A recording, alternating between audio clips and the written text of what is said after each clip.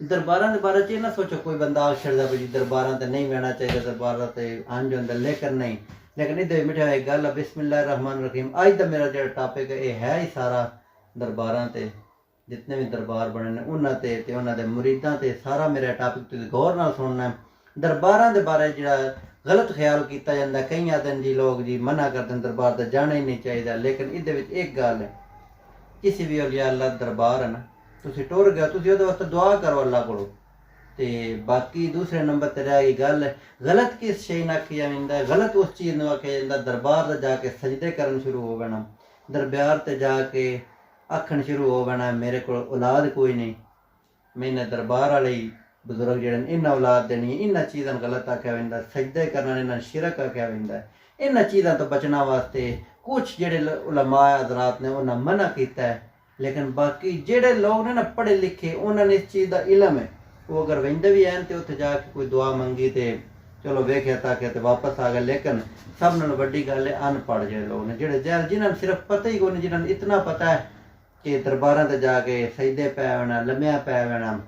अजकल तो माहौल ही ऐसा दरबारां दा बन गया वा, उत्ते औरतां कुड़ियां जो टाइट्स पा के ते अगे पिछे शर्टां पा के उत्थे आईयां होंदियां ते उत्थे कोई उन्हां नूं सवाब को नहीं लभदा, ते जेह्ड़े दूजे आए होंदे न उन्हां नूं भी कोई नहीं लभदा, जेह्ड़े उन्हां नूं सिर्फ वेखण आए होंदे न।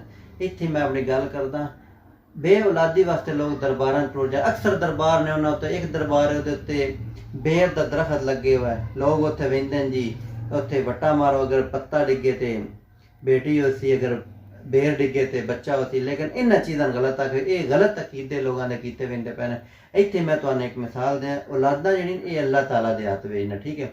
बे औलादी का इलाज कोई दरबार नहीं, ये अल्लाह ताला देनी होंदी है। बाकी दूसरे नंबर इत्थे मैं तुहानूं एक छोटी जी मिसाल देना, एक बंदा है ना, वो टुर वेंदा है अपने किसी वडेरे कोल, उत्थे बह के आखदा है कि मेरे को औलाद कोई नहीं, मैं की करां। वो आखदा भाई तू अल्लाह को दुआ कर, अल्लाह ताला तैनूं औलाद देसी हैं।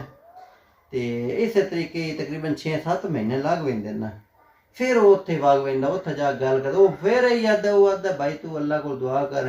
दूजे नंबर ते उस गल कीती, उस आखे भाई अगर तू दुआवां भी कीतियां तेरे औलाद नहीं होंदी, भी तू इंज कर अपनी बेगम लै दे किसी अच्छे जे डॉक्टर को चेक करा, किसी अच्छे जे हकीम को चेक करा कि कोई हो सकता नुकस हो सकता इंसानी। जिस टाइम उस ये सुनी वो बड़ा परेशान बंदा होया थल्ले बैठो, उस आखे मेरे को तो बेगम ही कोई नहीं है। ते उस आख्या अल्लाह वाले तू मुड़ औलाद काई तो मंगदा वे। उस आख्या मैं तुहाडे कोल 6 महीने पहले भी आया, तुसी महीना कही अल्लाह को औलाद मंग, अल्लाह दे सी। उस आख्या अल्लाह दे बंदिया बेगम होई तो तां तेरे को औलाद आनी है ना, ते बेगम ही तेरे को औलाद किवें आनी है। ते इह गल दा मैं टॉपिक देना, जिस टाइम असीं अल्लाह दे दर ते बहना ही नहीं, अल्लाह दे अगे सजदा करना ही नहीं, असीं अल्लाह दे अगे सजदा करने दे बजाय दरबारां ते सजदा करना, जाके जुगियां ते सजदे करने न, तां उत्थों मुड़ सानूं औलादां को नहीं लभणियां, ठीक है। उत्थों तुहाडे अंदर जहालत पैदा होनी, उत्थों तुसीं जहल वाले अकीदे बना के बह बैठे न। अगर औलाद लैनी है ना, सिर्फ इस रब दे दर ते झुकिया है, जे तुहानूं अल्लाह ताला देनी होई ना तो दे छड़सी। अल्लाह ताला ऐसे ऐसे बंदे वेखे न, पैसा दिता, हर चीज़ दुनिया दौलत दे छड़ी, सिर्फ औलाद तो महरूम ने। ते लेकिन वेखो ये चीज़ अल्लाह दे हत्थ विच है। इस चीज़ ते कभी भी जिदे को औलाद है वो अपने ते फख्र ना करे कि मेरे को है तो इहदे कोल नहीं है। जिदे को है उन्हें भी अल्लाह दे के भी लैण वाला है, ते अल्लाह ना भी दे सकता है, अल्लाह दे भी सकता है।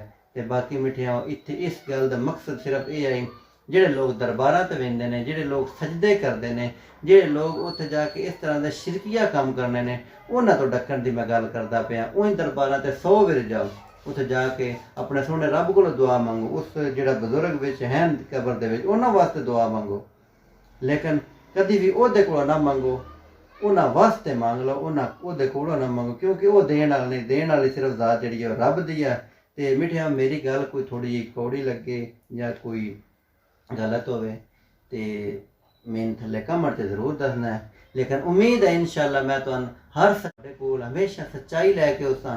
बाकी दुनिया दी हर चीज़ हर फिरके दी, लेकिन मैं किसी फिरके की गल नहीं करता, फिरके अपनी जगह ते अलहदा अलहदा किस दा अकीदा किस दा होर है, लेकिन मैं वो गल तुहाडे सामने रखता जेड़ी इस्लाम दे विच है, जेड़ी इस्लाम दे विच ना होई वो मैं कदी भी तुहानूं ना आखसां। बाकी इत्थे मैं अपनी गल्लां